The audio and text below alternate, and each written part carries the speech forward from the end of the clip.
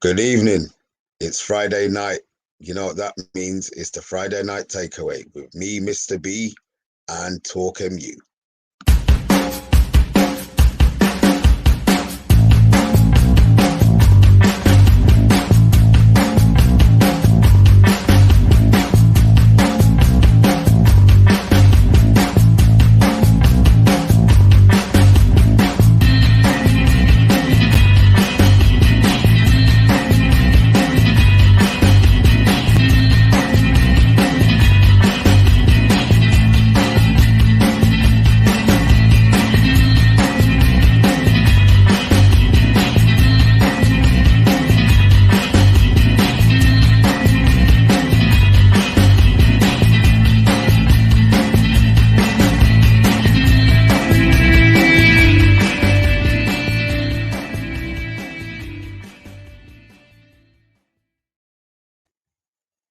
Evening.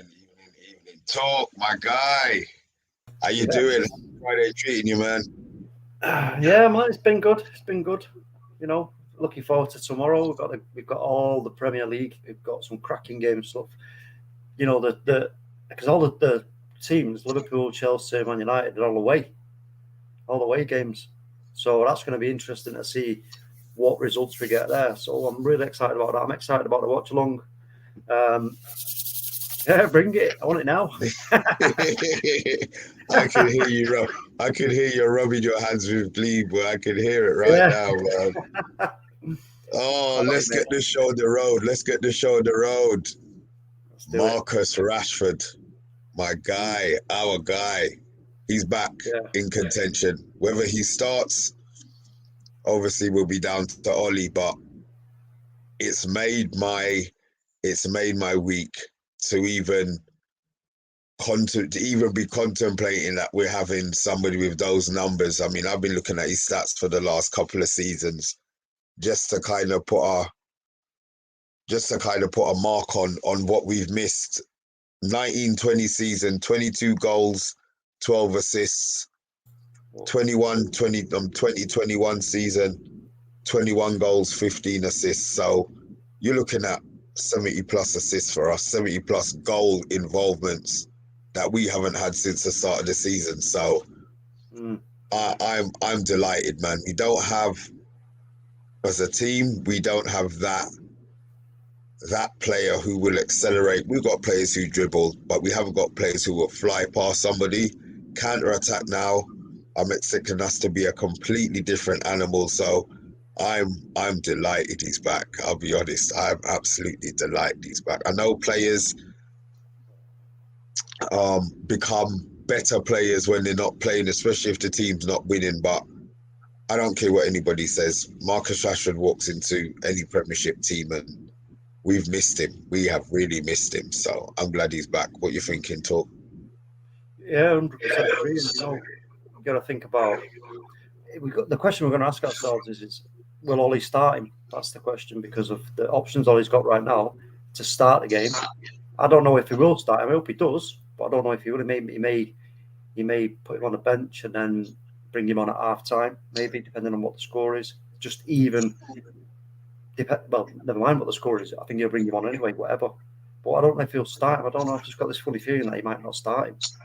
And really, he'll start Sancho and Greenwood. And if he has to take anybody off, it'll be Greenwood. Move Sancho over, Rashford slot straight in on the left. Then we'll see Sancho on the right, Marcus on the left, and Ronnie up front. You know what? Boom. But like you say, those numbers that he brings, to the team, wow. That there, just them numbers there, if you think about it, they really put us in a title challenge. You know, it's simple as that. And if he keeps his fitness, and you know what, he's going to be starving. He's going to be starving. Do you know what I mean? To get in there and to start working with Cristiano Ronaldo, working. I know Varane's not there, but you know what I mean. When Varane does come back, he's going to be hungry for that. So he's going to want to start on the right foot by putting in one hell of a performance, in my opinion, when he does come on. Whether he's starting or whether he comes off the bench, he's going to want to prove a point, and I believe he will do that, because I don't know. It's just an absolute like top draw human being, isn't it? I can't. I'll be honest. I can't take the smile off my face, man. I can't take the smile off my face. I just look at what. I mean, okay. So I'm going to ask you. Mm-hmm. Obviously, I sent you there's a couple of things with my friend. Do you think that there's an option that he could play Paul Pogba centrally tomorrow, even if he sticks stubbornly to his 4-2-3-1? Do you think that Pogba could be played in? Because I'm just thinking about Rashford. I'll be honest, I'm thinking about Rashford starting, and I love Greenwood, but I just think that if it sends out a message to the opposition if we have that. Oh God, just get him on the pitch. Just get him on the pitch. Just get him on the pitch. Yes, it is, Munsey. It is a late one, man. It's our tittle tattle show, man. Welcome. Thanks for watching, man. Thanks for tuning in. Yeah, sorry, talk. I think with Pogba, you know what? If he does start Rashford, then you've got to be putting Pogba in there, in that too. You know, alongside maybe, I don't know whether it be Matic or Scott. I don't know, but. And obviously, whoever it is out of those last two names, they've got to be the one to do the number 6 role. So, and Pogba's got to be, you know, in and around, just behind Bruno, you know, to provide. Because we know what Pogba brings to the game. It's you know, that's not in question. So, I think that would be the ideal setup. I suppose for me would be Scott McTominay, Pogba, you know, Bruno, Rashford, Sancho, and Ronaldo. But the pace you've got there and the devastating skill is frightening. It's frightening. You think about that, you know. And regardless of what we have at the back, I mean, I've seen a lot of podcasts just today, even where everybody's like so concentrating and focusing on the back. I'm like, wait a minute. This is half the bleeding problem we've got United here. Stop worrying about what's going on behind us. Think more about what's going on in front of us. This is our motto: youth, courage. Right? That word courage, that does not entail worrying about what's going on behind you. Courage means don't care what's going on behind. We don't care if you score. We're going to outscore you. We're going to just go attack. End of. So for me, with that midfield and then forward line, don't care what's going on at the back. You can put Father Christmas and, you know, whoever else in the back. I don't care, because for me, I did say though that Leicester, Iheanacho and Vardy, you know, they are two players that will cause a problem. But what do you want to do? Do you want to intensify that problem, or do you want to say, okay, the problem's there, we've acknowledged it, but we ain't too concerned about it because we're going to concentrate on putting as many as we can in your net? And simple as that. So for me, that's the approach we need to take in this game, and I think that's what's going to happen. I think we will win the game. There's no doubt about that. Got just a little one here from Bath Time with Vaughan. If you think Ollie's going to do anything but McFred, you need to be sanctioned. Well, what I will say is that he doesn't have the choice because Fred can't play. He's only just flown back into the country. So maybe for the next game, this is the right comment. But for this one, 100% guaranteed, Fred is not going to be playing. I think Bath Time. Are you tweeting from the ward, mate? I think he's like commenting from the ward. I know Bath Time with on. He goes on Maisey's channel on Devils United. Big up Bath Time. Yeah, I've got another one from him. I'm hoping Rashford's return is going to get Shaw playing well again. He's been below par so far. Actually, do you know what? I agree. I agree that Shaw's levels haven't been as high as especially as last season. But what I will say about last season, his season was exceptional. Yeah. So it would be interesting. It would be nice to see if he could get back to that level. But I think it's just a matter of time before he steps up his game again, to be honest. Well, look, I mean, it's early on in the season. You know, he's been playing with, like, he's had Pogba a lot of time over there on that left-hand side. We've had Jadon Sancho. You know, I'm not too concerned about Luke Shaw. We all know that Luke Shaw's got that game there. And it's like you just said there, you hit the nail on the head. It's just a matter of being patient and just waiting for that moment when it all sparks. And maybe this could be tomorrow, when let's say Rashford either starts or comes off the bench or whatever.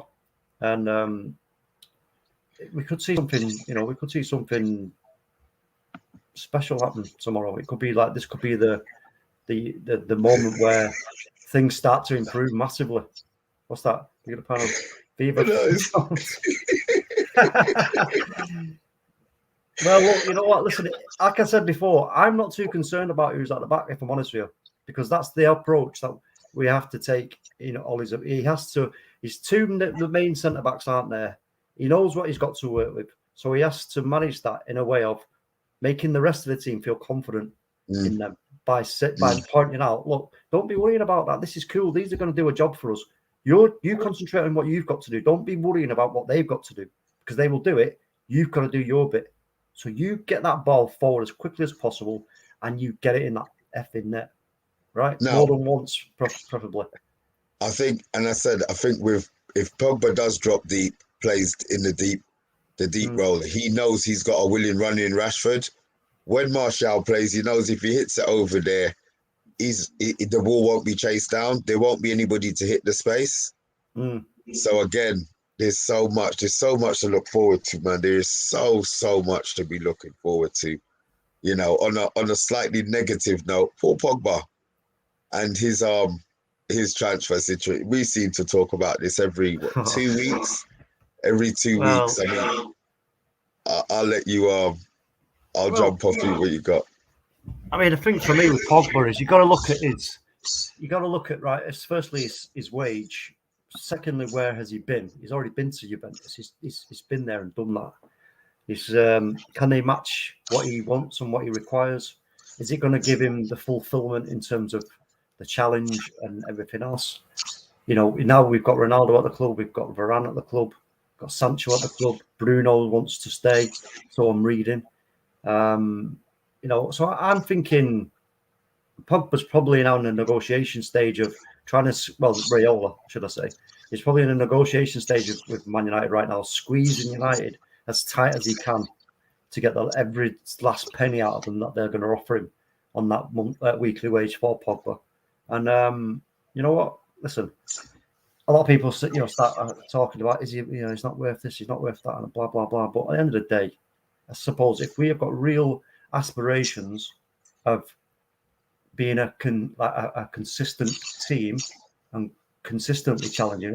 This is what I don't get about, briefly going off the topic, but this is what I don't get about people who wanting Ollie out and talking about different managers and all the rest of it. It's like, yeah, okay. Would you then take a one season of a new manager, with the new manager bounce, just about maybe getting over the line in one of the competitions, and then it all going then south again? Or would you rather wait?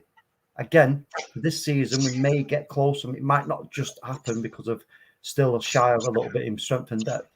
But would you be willing to wait for that? Then once that every little piece of the puzzle falls into place, we then begin something with Ole in the same vein as Alex Ferguson. I would take that all day long, because this is what Ole is trying to do, in my opinion. He's trying to ground the club. He's trying to build a new legacy at the club here, and it ain't easy. And I've pointed it out many times. He's in the most difficult club job in club football in the world. It's the biggest, hardest job. There's no two ways about it, right? So you consider what he's done up to this point. For me, again, now we're talking. There's rumours of what's his name, Mullenstein coming back. Rennie Mullenstein and blah blah blah. If that's true, brilliant. You know what? Ollie working Rennie Mullenstein and whoever he brings with him, that is massive, in my opinion. And now, if that is actually what's happening, again, remember, because I did say ages ago about Ollie making decisions of changing this and changing that, and then things started to change. Do you remember? I said it months ago, and then we started to see these little things start to happen.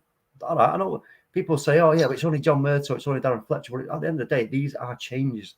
They're positive changes. Oh, and Eric Ramsey and the other guy, I can't remember his name. And so Yeah, that's it. So they're all positive changes, right? They're all adding to the soup. And now, for me, it's now come to be clear that Ollie himself is now starting to realise that, you know what? Okay, maybe these two, Carrick and McKenna, are not quite there yet. They will be in the future. I'm certain of that. But right now, I don't know. But again, this is another thing you have to look at from Pogba's point of view. What's he being told? What is he? What are his demands? You know, he's going to be talking and saying, "Yeah, look, wait a minute. If you want me to sign a new contract, but you know, look, it's things at the club. Certain things are not, you know, are not working." And if he's getting assurances and talking to Ollie on a one-to-one basis, and Ollie's saying, "Look, we know what we need to work on, and we're going to work on, and we're going to improve those things." Like you improve the team with new players, you need to improve the coaching staff with new coaches. So for me, if that is what's being said and everything else, then I'm pretty confident that Pogba will sign the new contract and he will stay, because he's not going to get the same kind of deal anywhere else in this current climate. And you know what? It's the best place for him, in my opinion. It's the best place for him. The thing is, I think with Paul Pogba, Mina Raiola, I mean, I heard this week that he's being offered to Barcelona now. So right now, Mina Raiola is doing the rounds in regards to what he can get, what's on offer. If we cannot offer Paul Pogba his favoured position, to position that everybody knows he should be playing in, why should he stay? But then on the other hand, people are saying, "Oh, Paul Pogba's this or Paul Pogba's that." But if the club, which the club did, have let the situation get to this, because it's not only going to be Paul Pogba who's going to be available on a free next season. You've got Jesse Lingard, who again will be able to go on a free. There's players like Kessie from AC Milan who are available on a free. So it's not just a Manchester United issue, but at the same time, a club of the size of Manchester United shouldn't be letting Paul Pogba could have been sold 2 years ago. You know, you set your mark. You either sign or you leave. Boom, he doesn't sign, you sell him, you move on. Now he's got the club over a barrel, which he's got every entitlement to, and it looks like it's going to be the same old shit again. I know with Mina Raiola, we know what to expect, but it still doesn't detract from the fact that every day, every week is just going to be the same drama until he decides that he's going to be going to Real Madrid, because let's be honest, that's where he's going to end up going to anyway. Well, I see what you're saying, but I mean, I don't know. I just think with what's going on at the club right now, the position that we're in, the changes that are being made, I just think, and what's going to be on offer, you know, I just think he's more. I think he'd be more inclined to stay. I really do. I think it's. I mean, we know why now players are not extending contracts and leaving for free, because, like we've heard now about. We were talking the other night about what's his name, the kid at Dortmund, Haaland. You know, we've got Haaland now, who is going to be going. He does go to Manchester City. How much do you think Haaland's going to be getting at Manchester City a week? 800 plus a week. Yeah, 800 grand. Just let that sink in, Mr. B. £800,000 a week for Haaland at Manchester City, because this is what it's worked out at now. The agents have worked this out. They've gone, wait a minute. All right, yeah, you've got this club now. Chelsea have come in 160 million. They want to pay for you, right?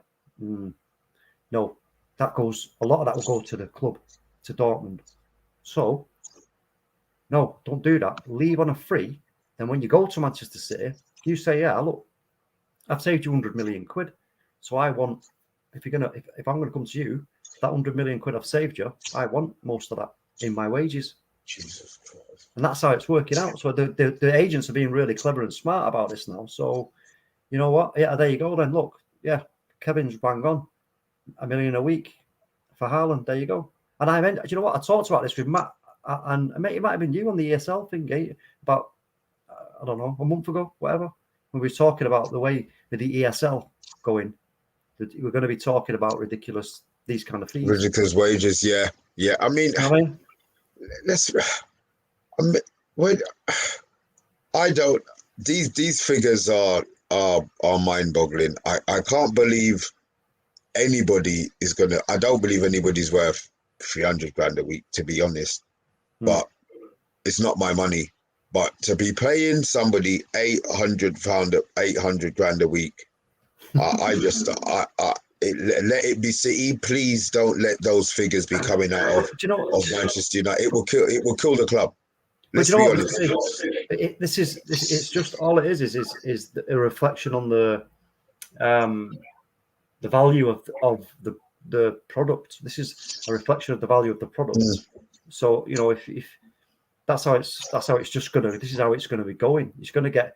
I would say within the next 5 years, we're going to be looking at like more than that a week. Because if, like I said, mentioned many times about I know we're not talking about the ESL, but quickly, if things change the way that I anticipate that they're going to change, which is opening up the viewing rights, which will just open the floodgates of money, we're going to be talking, unless FIFA step in or UEFA, which I don't think they will, but we're going to be talking ridiculous amounts of money. And so, you know what, it's just the way it's going to be, unfortunately. But like I say, it's reflection on the value of the product, which is the Premier League and what people want to watch. So it's just, that's what it is. I mean, there's one here, bring back from bath time again, bring back Champions League. I would love.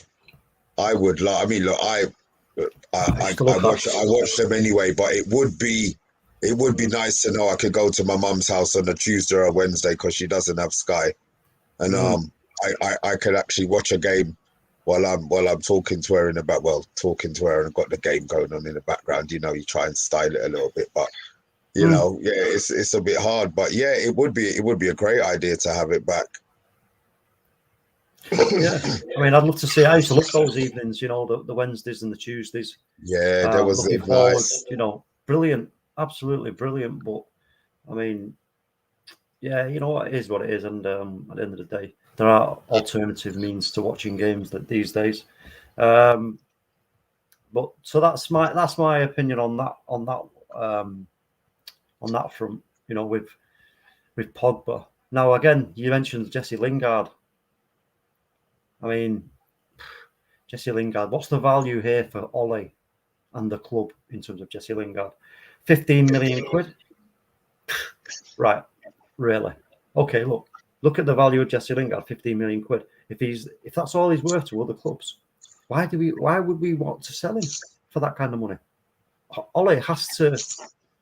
I know that position is kind of a little bit sort of pressurized at the moment, but you know what? If he's not happy that he's just going to be a squad player and he's only going to play a certain amount of games, but he wants to play more, and he's not interested in being a strength and depth, then I suppose we've got no choice but to sell him. We can't. We're not. If we give him a new contract, an improved contract with a release clause, are any clubs going to come in and pay the release? Exactly. Good point. That's the thing, isn't it? And so, because that's what I was expecting, because I mean the numbers, I was thinking more like 25-30 for Jesse Lingard, but if from what I'm reading, it's more like 15-20. It's like, well, that's that's not an awful lot of money, is it, to be fair, in terms of United?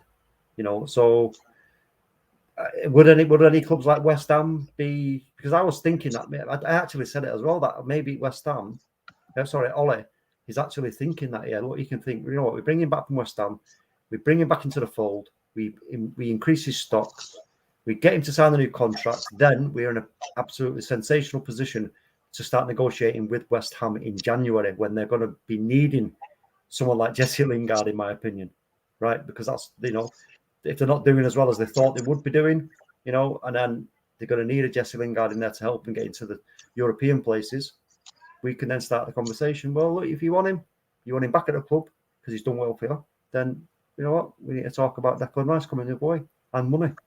But Well, look, maybe, I'll be honest. Have you heard the talk about Ollie was actually on TV today say that he wants Jesse Lingard to sign a new contract? When I heard it, you know, when you hear the quotes, I thought maybe it was, you know, a bit misconstrued or whatever, but he's blatantly said that he wants Jesse to sign. So, well, I can understand why. I can understand why Mr. B, like I just said, I pointed it out. You know, he's an asset to us. He's an asset, but at the end of the day, he is a squad asset. He's a part of the engine. You know, and you know, he's not going to get game after game after game. And if he's not happy with that, even with an improved contract, he's got to go. Player, we've got to let him go on. We've got to let him move on. Right. So I'm going to put this to you then. If he doesn't sign before January, because let's be honest, he's free in the new year. So if he doesn't sign in January, do you think that we need to get rid of him for that 50, as much as it's only 15 million? Do you think that we should just get rid and get the money in? Because if he's not happy, his thing, he wants more game time, but he's got to understand there's levels out here, and as good as he was for West Ham and as great as he's been for us as a sub, Marcus is coming back, man. We've got Bruno, and we've got Greenwood and Rashford. I mean, sorry, Greenwood and Sancho. So but, he needs to understand, you know? The thing, but the thing for me, Mr. B, is if, let's say, for example, Bruno wasn't available tomorrow, who's your first pick? It's Jesse Lingard, isn't it? Right now. You know, you're going to go with Jesse Lingard. So if we ever come into a position where, let's just look at it like this, we're at, I don't know, 5 games to go in the season, we're within 3 points of whoever's in front of us, right? Next thing you know, right, that's his Lingard sounds. You know, we're in 3 points of the leaders, blah, blah, blah. Bruno gets injured. He's out. Who have we got? If Donny's not getting enough game time and he has to be thrown in cold, it could backfire and it may not work. Jesse Lingard, who knows, you know, he's proven, let's say he's proven that he can be brought on to do a job. You know what I mean? So this is the predicament Ollie is in. He's trying to convince Jesse that, look, you know, you're still a big part of the plans, but, you know, you have to be a squad player, mate. It's simple. But again, if he went off to West Ham, and I think this is what's made him a little bit more hungry, in my opinion, Mr. B, is that he's gone to West Ham and he did what he did there, and he's got the fire again. He's got the fire in his belly, and he's like, yeah, this is what I want to be doing, man, week in, week out, getting adored by the fans, scoring goals, assisting goals. You know, that's what he wants. And you know what? You can't argue with that, because that's something right. He's a good lad.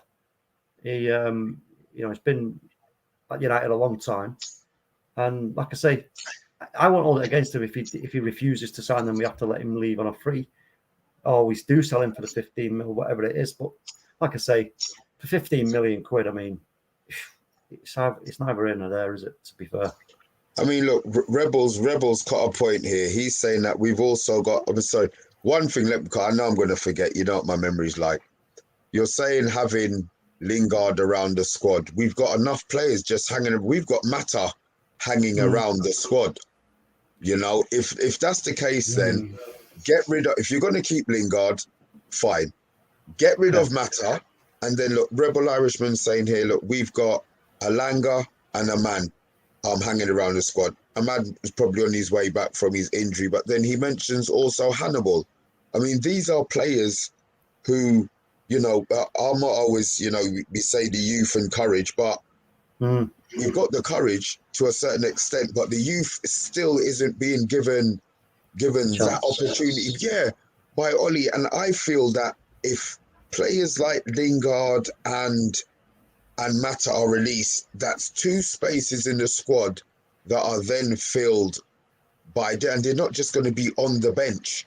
You understand? They're going to get game time. They're going to get used to that, everything that's being done on game day, first team game day, not reserve team, not under 23, not under 21, not under 18.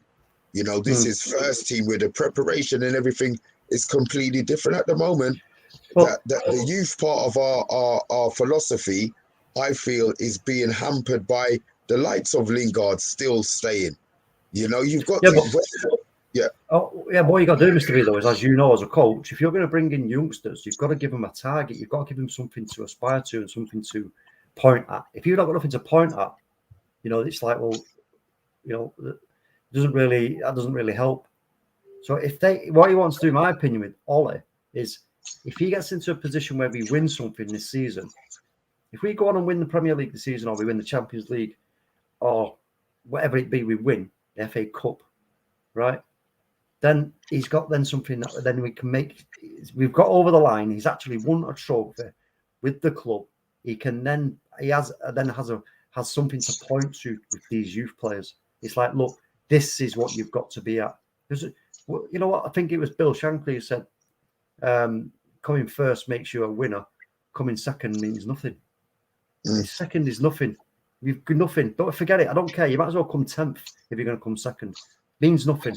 So for me, once Ollie gets over the line and he has something to point out to these young players, look, this is what you can be. You can be these boys, winners. Look, this is what it means. This is what it takes. You know, then there's more of a target for all the young players to go out, focus on and aspire to, rather than just going out in a hope, is something are we actually going to win something this season, or blah, blah, blah. No, we are going to win something. You know, we can do it. We've done it. Look, and there's the proof of it.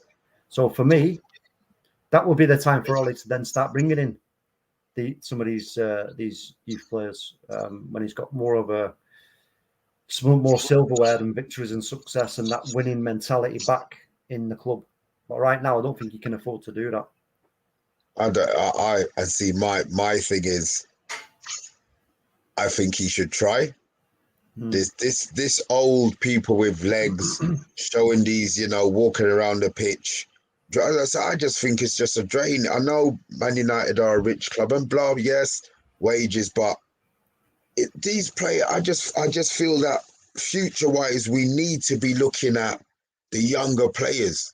We need to be looking at younger players, and these older players who aren't good enough, let's be honest, you know, some of them aren't good enough now. They should just be gone. Just bring the youth up. This is what this would get us as fans excited. You know, I agree with you, but this is what I was just saying: is you've got to think about the mentality of how you affect young minds. It's like it's so much better to, like, you know, bring them into something that is successful with a target, a clear target that they've watched, like, you know, become reality. That they know this is okay. This is what we've got to do if we are to be successful. Get these kind of victories, these trophies, this adulation from the crowd, and blah blah blah. This is what we have to do. There's more of a kind of, I should say, roadmap. It becomes more clearer. Sorry, you know what I mean? It's reading his message. Sorry. Matter is basically just a Spanish Gunnosaurus to keep Cavani. No, listen, Matt has been great for the club, and he will stay in the coaching. He will stay in the coaching self for me. I think that's what he'll do. Yeah, that's the same thing. What's his name here? Rebel Irishman was just saying as well that he's floating around, but he believes that he's got an extra year to be becoming. I mean, it may well be the case, but they should have just done it from this year then, and just got him off the playing staff and freed up that space. But look, I know. But listen, this needs to be continued. We need to continue this because there's so much to talk about in terms of the youth. I think that may be the next topic, folks. The youth setup and that'll give us something to talk about next week. I mean, I think next week we can do that next week talk. You know, I don't see a problem. We can have our little 35-minute Friday night ramble again. But yeah, we'll get some of these. We'll bring up some of these youth players and see what changes if we could or if we would who we would take out and who we would slot in. You know, I think it'll be a good show next week, to be honest. I think that'll be because give us something to research this week, you know what I mean? But as always, Talk, thank you very much, man. Friday night with Talk and Mr. B. Hopefully we'll have another guest on next week. Might be a little surprise one, who knows? But yeah, I think the topic next week. If you're interested, anything you want us to talk about, leave in the comments and we'll bring them up on our Friday Night Ramble. But definitely for next week, we're going to be talking about what youth players, if any, because you might disagree with me and Talk, could replace some of the first teamers and some of the older generation for the upcoming season. But Talk, thank you as always. It's been a pleasure, and I'll see you next week, big man. Thank you very much. Yeah, big up.